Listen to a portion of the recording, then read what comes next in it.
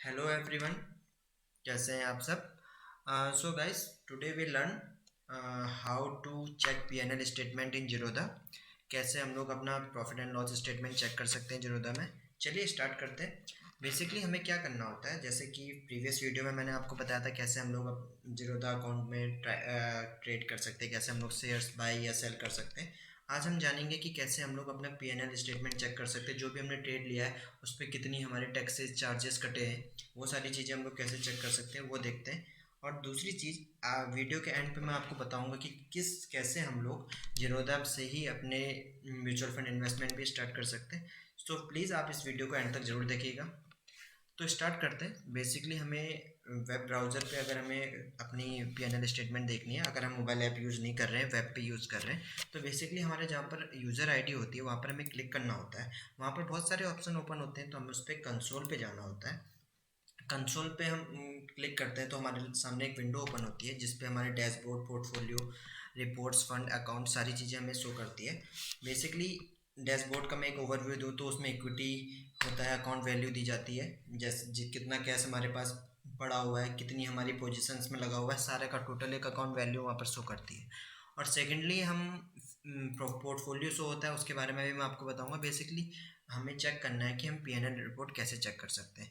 तो हम simply reports में जाएंगे, वहाँ पर ट्रेड बुक का पहला ऑप्शन होगा। ट्रेड बुक में वो होता है कि जो भी हमने ट्रेड किया होता है पर डे, जैसे हम कुछ भी ट्रेड करते हैं, किस क्वांटिटी, कितनी क्वांटिटी में हमने स्टॉक खरीदा, मतलब कब खरीदा कब बेचा, सारी चीज़ें हमें ट्रेड बुक में शो होती हैं। हमें पीएनएल चेक करना है कि कैसे हम लोग पीएनएल चेक कर सकते हैं। मान लीजिए मैंने लास्ट फ्राइडे को कुछ ट्रेड किए हैं, तो मेरे को उस पीएनएल स्टेटमेंट देखना है। तो हम लोग उसको कैसे चेक करेंगे। बेसिकली हम सेगमेंट, मैंने कोई भी सेगमेंट हम ले सकते हैं। मान लीजिए मैंने फ्यूचर एंड ऑप्शन में किया तो मैं फ्यूचर एंड ऑप्शन लूँगा, करेंसी में किया तो करेंसी, कम्युनिटी में लिया तो कम्युनिटी। मैंने इक्विटी में जैसे ट्रेड किया तो मैं इक्विटी सेलेक्ट रखूँगा। यहाँ पर पीएनएल मुझे कंबाइंड चाहिए, रियलाइज भी और अनरियलाइज भी, तो मैं इसको कंबाइंड ही रखूँगा। अगर मान लीजिए मुझे सिर्फ एक स्क्रिप्ट की चाहिए तो मैं वहाँ पर वो स्क्रिप्ट का नाम लिखूँगा। मान लो मैंने टाटा मोटर्स में ट्रेड किया तो मैं टाटा मोटर्स सिंपली डाल दूंगा। और डेट रेंज, क्या कितने, मतलब हमें बहुत मैक्सिमम कितने दिन की अपनी पीएनएल स्टेटमेंट चाहिए या एक दिन की चाहिए, वो हमें अपने इस पे डेट रेंज में सेलेक्ट करनी होती है। मान लीजिए मुझे अप्रैल मई वेट मई 21 की पीएनएल रिपोर्ट चाहिए, तो मैं दोनों जगह मई 21 करके इसको प्रोसीड करूँगा। बेसिकली यहाँ पर मुझे शो हो रहा है कि मैंने क्या कितनी मेरे चार्जेस वगैरह कटे। रियलाइज में मुझे 0.05 पैसे का प्रॉफिट जो भी है, मैंने एक दो शेयर्स बाई सेल किए थे बेसिकली वीडियो पर्पज़ की वजह से ही। और चार्जेस में मेरे को जीरो दिखा रहा है, बट यहाँ पर ब्रोकरेज 0.01 से एक पैसे से भी कम मेरी ब्रोकरेज लगी है। वो यहाँ पर हम जब चार्जेस को ओपन करते हैं तो वो सारी चीज़ें वहाँ पर शो होती हैं। इफ़ मैंने कोई बड़ी क्वांटिटी में ट्रेड किया होता, अच्छी क्वांटिटी में ट्रेड किया होता, ब्रोकरेज में मेरे को ब्रोकरेज का कुछ और पार्ट पे होता। एक्सचेंज ट्रांजैक्शन टैक्स में अलग चार्जेस होते हैं, यहाँ पर जीरो शो हो रहे क्योंकि ट्रेड नहीं किया हुआ है ज़्यादा।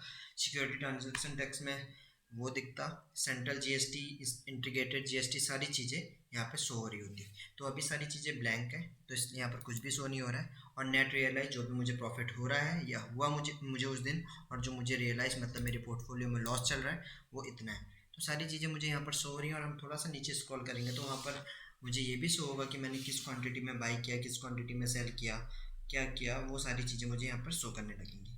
नेक्स्ट थिंग, ऐसे हम लोग अपने पीएनएल रिपोर्ट चेक कर सकते हैं। चाहे मुझे एक दिन की चेक करनी हो, चाहे मुझे 1 ईयर की चेक करनी हो, तो उसको हम अपने कंफर्ट के हिसाब से, अपनी रिक्वायरमेंट के हिसाब से चेक कर सकते हैं डेट रेंज में। अब नेक्स्ट थिंग, मैंने अब फंड्स में मैं पहले भी बता चुका हूँ। पोर्टफोलियो में बेसिकली आईपीओ जैसे आते हैं तो हम लोग आईपीओ कैसे अप्लाई कर सकते हैं। अभी तो कोई आईपीओ ओपन नहीं है, तो यहाँ पर आईपीओ सेक्शन में कोई भी आईपीओ नहीं शो हो रहा है। देखिए यहाँ पर नो ओपन इशू दिखा रहा है। चेक अपकमिंग आईपीओस अगर हम करेंगे तो कुछ आईपीओस जो आने वाले हैं उनकी लिस्ट यहाँ पर शो करने लगेगी। जैसे यहाँ पर जोमेटो है, एनएसडीएल है, national commodity derivative exchange NCDEX है, एलआईसी है, बजाज फिंसर है। किसी की भी डेट अनाउंस नहीं है तो इसलिए टू बी अनाउंस लिखा हुआ है। प्राइस रेंज वगैरह ये सारी चीज़ें तभी अनाउंस होंगी। इससे पहले जो क्लोज्ड आईपीओस हैं वो सारे यहाँ पर आपको शो कर रहे हैं, जिनसे अब हमारा कोई मतलब ऐसे है नहीं एज सच। और अगर कोई भी आईपीओ ओपन होगा तो वहाँ पर ये विंडो खुल जाएगी, उस पर हम लोग बेट कर सकते हैं। मैं एक बार आपको दिखाऊंगा जब कभी कोई आईपीओ, मैं नेक्स्ट वीडियो कभी बनाऊंगा जब आईपीओ आएगा, तो आईपीओ में कैसे अप्लाई करते हैं उसके बारे में भी हम तब बात करेंगे। नेक्स्ट थिंग, मैं एक चीज़ और बताना चाह रहा था कि कैसे हम लोग म्यूचुअल फंड इन्वेस्टमेंट जीरोधा के थ्रू कर सकते हैं। बेसिकली सेम हमें करना है, अपने यूज़र आईडी के ऊपर क्लिक करना है। वहाँ पर मैंने कंसोल से पीएनएल स्टेटमेंट चेक किया था। अब मुझे कॉइन उस पर क्लिक करना होगा। कॉइन्स में क्या होता है, ये बेसिकली इस पर हम लोग म्यूचुअल फंड इन्वेस्टमेंट कर सकते हैं कॉइन के थ्रू। तो मैं यहाँ पर मैं जैसे यहाँ पर कोई भी मान लीजिए मुझे म्यूचुअल फंड चेक करना है, मुझे कोई भी म्यूचुअल फंड में इन्वेस्टमेंट करनी है। मान लीजिए मुझे ICICI प्रूडेंशियल का कोई भी म्यूचुअल फंड पे इन्वेस्ट करना है। मान लीजिए ICICI प्रूडेंशियल का निफ्टी इंडेक्स फंड।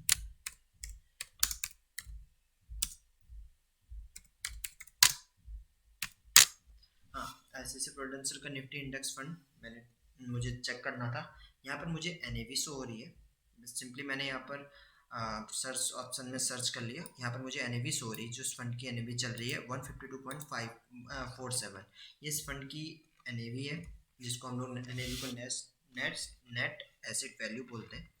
इस फंड की चल रही है और मुझे यहाँ पर से जैसे अपनी SIP स्टार्ट करनी है, डायरेक्टली बाई करना है, वो सारी चीज़ें मुझे दी है। एक कैलकुलेटर है, डायरेक्ट सेविंग कैलकुलेटर। कैसे हम लोग मतलब अगर हम 5000 की SIP करते हैं 25 ईयर्स के लिए, एक्सपेक्टेड रिटर्न 15,000 का है, 15% का सॉरी, तो क्या रिटर्न बनेगा, कितना में टोटल इन्वेस्टमेंट कितनी होगी, आफ्टर फाइव मतलब आफ्टर 25 ईयर का क्या होगा, सारी चीज़ें हमें यहाँ पर शो करती है।